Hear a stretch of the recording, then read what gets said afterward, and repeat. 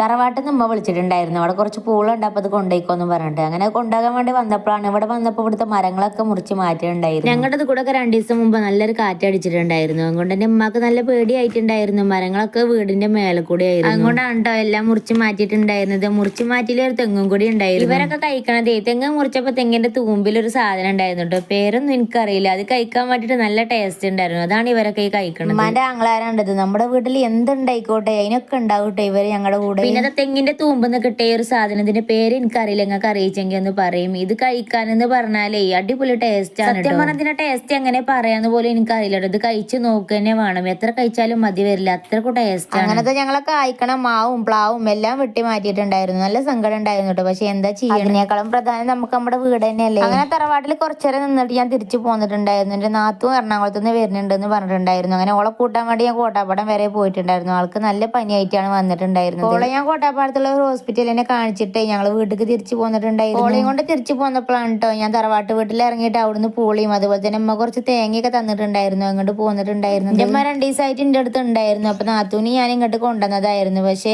2 ദിവസമായി ഞങ്ങളുടെ ഇവിടേക്ക് കറണ്ട് ഉണ്ടായിട്ട് കാറ്റ് കാരണം കൊണ്ട് തന്നെ ഒരു മഴക്കൊന്ന് വീട്ടിൽ അന്ന് രാത്രി തന്നെ തിരിച്ചു പോയിട്ടുണ്ടായിരുന്നു.